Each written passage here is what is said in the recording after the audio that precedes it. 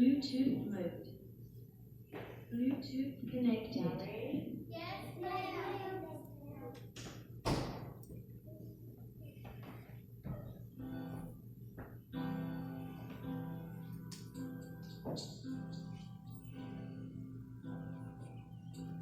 Their heads were low, their steps were slow, as they walked along that long Emmaus road. Then a man appeared,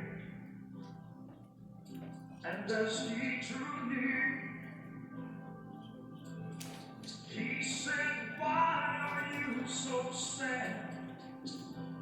Are things really that bad?" They said, "Sir, have you not heard? You must be a stranger in this town, 'cause the one who came in the Father's name,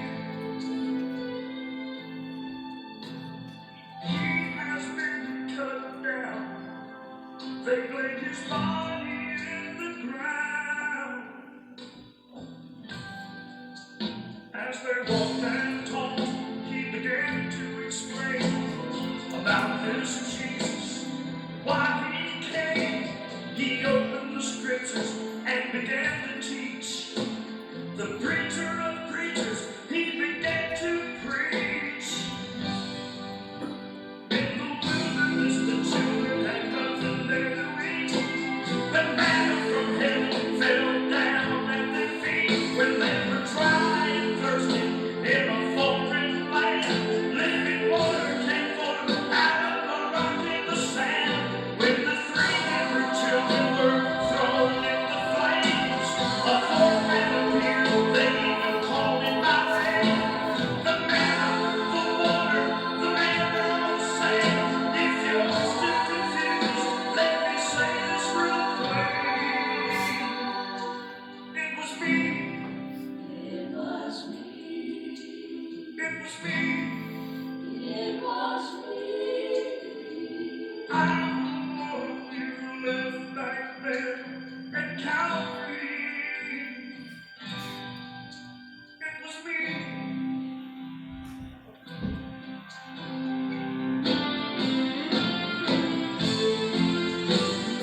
Who do you think hung the stars in the sky? Who do you think made the day and the night? Who made the flowers? Who made the trees? Who made the sun and the moon and the seas? Who gives life to all who live? Who do you think made the blind to see? Who made the very air that you breathe? Who feels the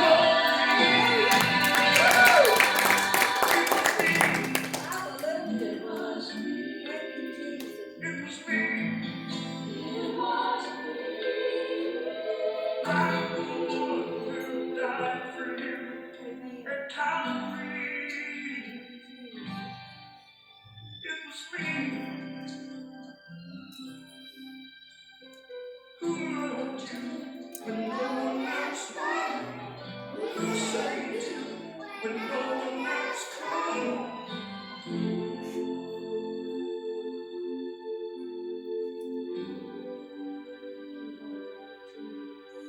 It was me.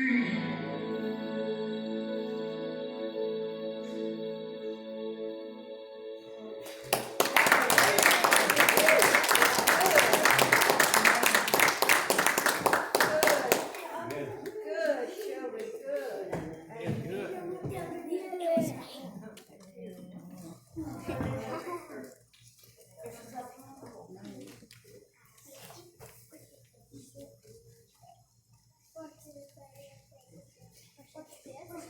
Have you heard? Have you heard? Have you seen him? Have you seen him? Have you seen him? Oh, can't hold my excitement. I'm sorry. Let me explain who I am for just a minute. My name is Thomas Didymus. Anybody happen to know what Didymus means? No. Didymus means twin. Are there any twins here? Yes. I think I got a pair of twins here. Yes. I knew it when I walked in. You know, twins know each other. We can. By the way, I'm the better looking Yes. of the twins. My life changed forever because of this man named Jesus. Let me tell you my story for just a few minutes if I can. I remember the day we met him. I was fishing with Simon, Peter, and Andrew, and James and John. You know, those hotheads, you know, the sons of thunder. Yeah. And we had fished all night, couldn't catch a thing. And all of a sudden, there's this man on the shore, and he said, well, cast your net on the other side. I looked at my brother, and I said, I doubt that'll work. We've been fishing all night. What do you mean cast your net on the other side? The fish ain't going to go from this. Didn't understand it. But sure enough, we did what the man said, and we lowered it down. And it took every other boat in the neighborhood to catch every fish we had. Yeah. And I remember Peter getting out of the boat, and he gets down on the sand, and he said, Lord, get away from me, I'm a sinner. And Jesus looks at him and says, he looks at all of us and said, if you'll just follow me, I'll make you fishers of men. And from that day on, I left my net. And let me tell you, I saw some things that you wouldn't believe. If you saw what I saw, you wouldn't doubt him, I promise you. I remember we were just walking through a little place called Nain.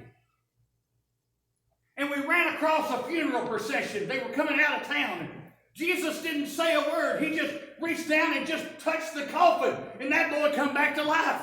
Come on. I won't forget it. Amen. And Jesus loved to play with the Pharisees' minds. I remember we were standing there one day and they said, well, Master said, should we pay taxes? And Jesus just looks at it and said, well, whose face is on the coin? Oh, you should have seen their faces. Yeah. They said, well, Caesar's. And he said, well, give to Caesar what's Caesar's and give to God what's God's. Yeah. They didn't know how to respond to him. I remember probably one of the greatest miracles I ever saw. We'd been walking all day long. And man, the crowds followed him. I mean, they were just drawn to him like moths to a flame. Yeah. And we got to a place that, man, there was a crowd and a half. We're talking 5,000 men, not counting women and children. I dare say there was probably about 15,000 folks there that day. And it's getting about dinner time. And we said, Jesus, we need to send these folks home so they can get something to eat. Yeah. And he looks at us and said, you feed them.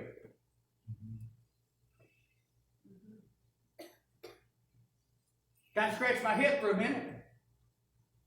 Next thing I know, here comes Andrew. I found a boy. He's got 5 loaves and 2 fish. I standing next to Matthew. I looked at him. I said, I doubt that'd feed me. Jesus took that bread, those 5 loaves and 2 fish, and he lifted it up and blessed it and broke it and said, now you feed them, boys. We all had a basket, each one of us.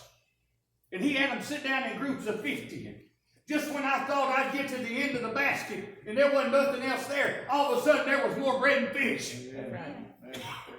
I couldn't believe it. I didn't know how he was doing it. And you ought to see the look on his mama's face when we brought them 12 baskets full back home. Yeah.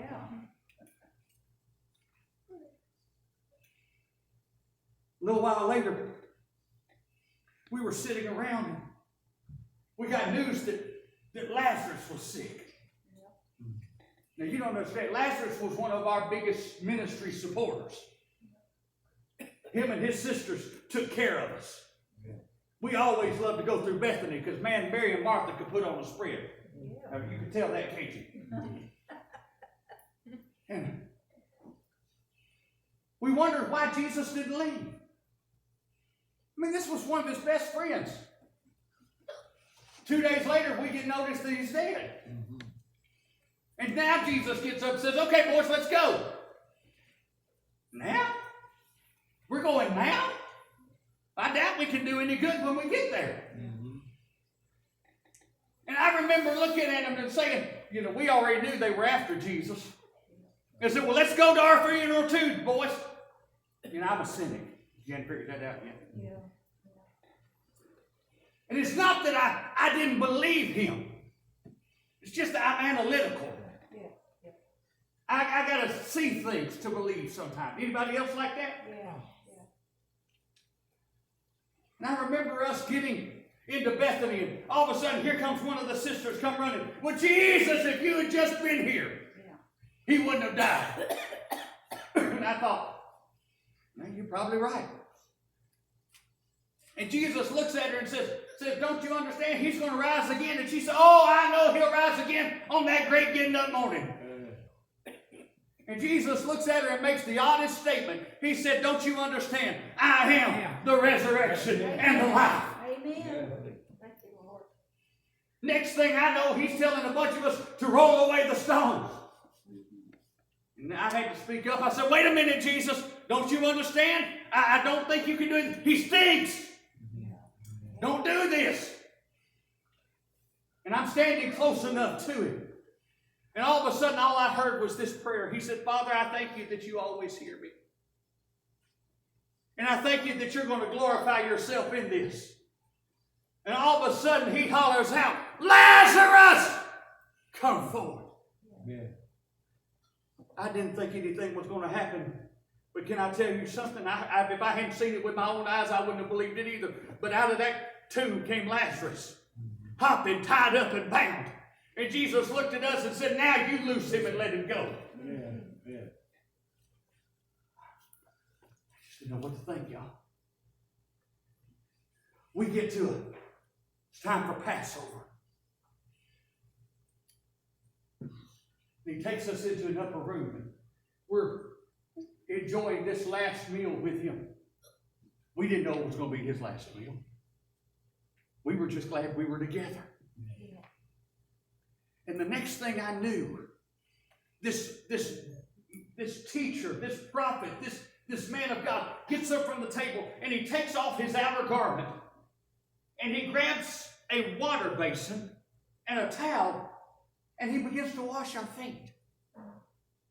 And he goes one by one. He starts with Judas. And he goes down the line and he gets to Peter. Oh, hothead himself. Oh, act first and then think later. I worried about him for a while, y'all. I didn't know how he was going to turn out. He gets to Jesus gets to him and says, no, don't wash you, Lord, you ain't washing my feet. Jesus looks at him as calmly as he could and says, Peter, if I don't wash your feet, you ain't got nothing to do with me. Peter changed his tune in a hurry. He said, oh, then wash my head, wash my hands, wash every part of me, Lord. Sanctimonious fool. Showing out for Jesus. You know, that's what he was doing. Next, Jesus looks at us and says the oddest statement. He said, one of you will betray me. I said, well, I doubt it's me. And I doubt it's John. John's right up there with him. And Peter may be a crazy person every now and again, but I don't think Peter would do it either. Next thing we do, Judas gets up from the table. And Jesus tells him, said, that what you got to do it quickly. And, you know, we thought we just ran out of something and thought he was just going to go buy something. You know, Judas had the money, so we thought that's all it was. Next thing we knew, Jesus takes us down into the Garden of Gethsemane. You know, that's where he loved to pray. He loved to go there. That was one of his favorite spots. He takes us down and he takes the eight of us. He said, y'all stay right here and y'all pray. And then he took the chosen few. You ever felt left out every now and again? He takes Peter, James, and John and says, y'all pray here. And I'm going over here to pray. And I didn't know it. We didn't know what was going on because y'all know the story. We all fell asleep. But Jesus is over here in such agony. The stress on him is so bad that he begins to sweat drops of blood. And all of a sudden, my sleep is disrupted when I hear feet come through. And I look up and there's torch flames everywhere. The temple guard have come. And there's Judas kissing Jesus on the cheek. And they asked him, Jesus asked him, who are you looking for? The chief guard says, we're looking for Jesus of Nazareth. And he said, I am he. And all of a sudden, it was like dominoes. Every one of them fell down. If I hadn't seen it, I wouldn't have believed it. Peter's done acted up again. Peter's done grabbed the sword and he done cut Malchus's ear off. And Jesus grabs it and says, Peter, don't you do this. And if those who live by the sword are going to die by the sword. Yeah. And he puts the ear back on him.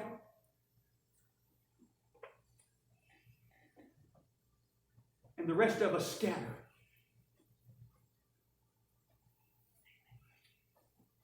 John's the only one that stayed with him. I didn't know how to handle it, y'all. I didn't know what was going on. I went back to the hometown. I went back to Galilee. I went back to my area just to hang out and but I heard all about it. I heard how they beat him with that cat of nine tails. Amen. And how his flesh just hung like ribbons, and how he was deformed so bad you couldn't even tell he was a human being. Amen. I heard all about it. I heard about how they had drilled the nails in his hands and his feet and how they speared his side. I heard all of those things. And I was just in shock that they would treat him like this. And I stayed at home for a little while. And one Sunday afternoon, I don't know what happened. I'm sitting there, and all of a sudden there's a rap on my window. I said, who is it? And John's there. John said, let me tell you what's happened, Thomas. I said, what? He said, Jesus showed up. I said, what do you mean Jesus showed up? There's no way. He's dead. He's buried. There's no way he showed up. He said, don't you remember what he said? He said, in 3 days, I'll destroy the temple, but I'll raise it up again. He was talking about himself. I said, no, you crazy, John. Somehow they convinced me, though, to be there the next time. And I made the statement. Everybody calls me Doubting Thomas for this one statement. I won't believe until I see the nail prints in his hands and his feet and the side. I won't believe until I see it. And one day, I'm sitting there with them. It was great to be with the guys again. And they're telling me all about how Jesus had come back from the dead and how he was there with us. And all of a sudden, the doors were shut. They were locked. And there he stood in front of me. And he didn't address anybody else in the room. He said, Thomas, he said, if you want to believe, here I am. Amen. Put your hands in my nail prints. Put your hands in where my side was riven. I said, wow. And I remember I stood there face to face with him. I said, my Lord. My Lord and my God. Amen. Thank you, Lord. And he lifted me up, and I looked into those eyes that I had seen 100 times before. And every doubt I had ever had was gone. Every doubt I had ever wondered if he was who he said he was erased in just that one split moment. You don't believe me? Let me tell you what happened the rest of the story. We show up, he leaves. You know, I remember on the Mount of Olives when he ascends. That was fun. Y'all should have been there for that one.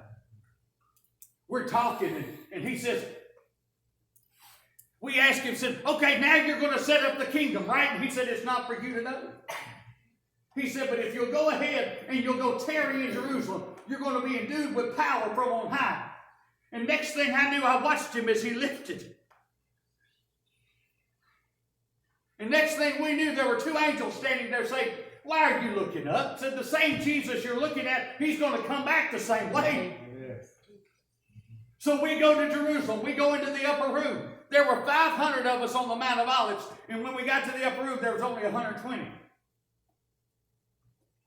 Not everybody wanted to wait. That's right. Not everybody wanted to hear what, be there when this thing happened. And I remember we had our first church business meeting. Anybody ever been in one of them? We elected the first to take Judas's place. And all of a sudden, we get to the day of Pentecost. And all of a sudden, a wind came through the room. And everywhere the wind touched, there was a flame of fire on each head. And I heard John talking in a language I didn't know. Then it happened to Peter, and then Andrew, and then Matthew. And I'm thinking, Lord, I don't know what this is. I don't. And next thing I knew, out of my own mouth was coming a language I didn't understand. And we get downstairs, and Peter preaches a 63-word message. When was the last time you heard your preacher preach a 63-word message? Be careful, don't answer that. And 3,000 people get saved. And the persecution was so great on the church, we all split up. Every one of us went in a different direction. Matter of fact, I ended up in Persia, in India, preaching. When I get there, we preach for a while, and one of the queens of the province gets saved and becomes a believer, and her husband doesn't like it. And he orders me killed on the spot, and they spear me through with spears right there and there. And you say, well, Brother Jason, that's all well and good.